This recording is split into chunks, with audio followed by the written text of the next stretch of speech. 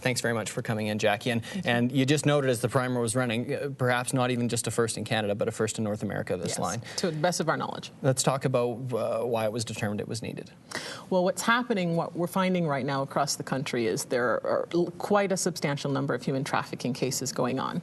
And we had a conference here in Edmonton 4 or 5 months ago where I had a chance to meet with several police officers, detectives across the country who were involved in the issue of human trafficking. And one of the things that's become very clear is that law enforcement is quite burdened with the psychological issues that emerge from human trafficking. We're talking about complex psychological trauma.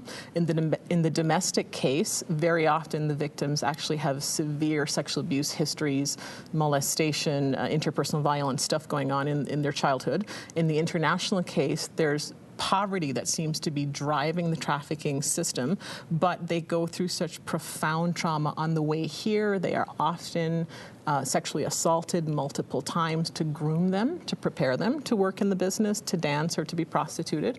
That's just on the sex trade side. On the labor side, we have men who are being beaten, they're being starved, they're locked in cold rooms, they're sleep deprived. There's many situations that occur that cause tremendous psychological disturbance, and all of that gets transferred to the officers who rescue these victims. And so they end up carrying that, and so this line will do what? Will transfer that sort of burden and challenge over to professionals who can deal with it? That's the plan. Our hope is that we want to take some of the pressure off law enforcement right now. They've been carrying the ball both in terms of investigation and victim support for quite some time. There's lots and lots of frontline community workers that are doing stuff, but the difficulty with human trafficking is it's happening 24/7. And we don't have a 24/7 response because, you know, very often if people are working in the sex trade, their time clock is quite different. So they're awake at 4 in the morning when everybody else is asleep. Who do they talk to? Right. And so this line will provide that.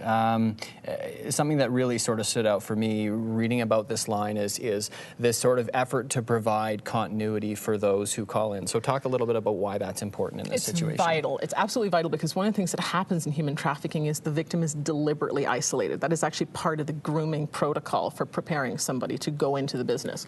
And so what we want to do is break down that sense of isolation. There's 2 things going on. People often are coming from different cultures, so they don't know who they can network with when they get to Canada.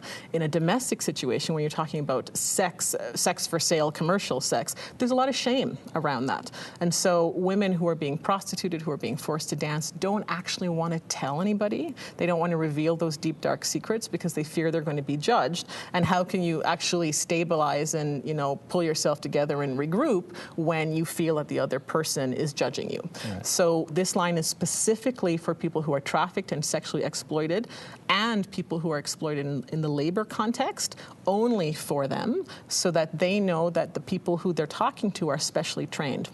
And it's consistent. And it's consistent because we want them to be able to talk to the same people over and over and over again. So if they make a connection with a counselor, they can call that shift every Monday at 6 p.m., talk to the same person. And that's a huge part of the stabilization and support building process that we're hoping to offer on a 24/7 basis. Okay, a couple challenges that you're facing. One is, of course, always funding for something like this and cash-strapped, whether it's Alberta or Canada.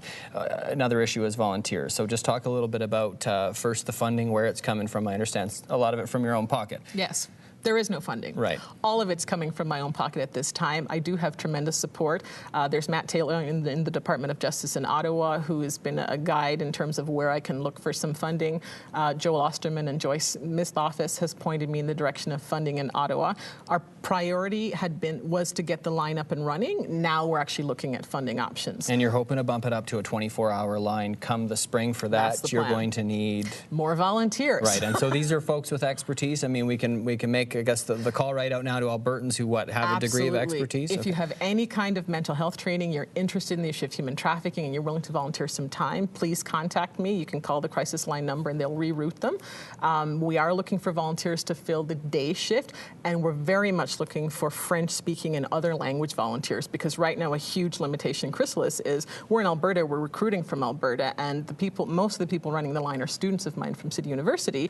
We're all English speakers, and of course we know in the international trafficking context, that in fact we have to be able to speak in other languages. Okay, well, we will put the 800 number up on our website, and that is both for victims who want to call in, and it'll also serve if once again, if you do have some experience and want to get involved. Jacqui, we've talked about human trafficking a lot, so it sounds like a very important initiative coming at an important time. We appreciate you coming in and talking about it. Thank you so much. Okay, that's Jacqui Linder, Executive Director of the Chrysalis Network.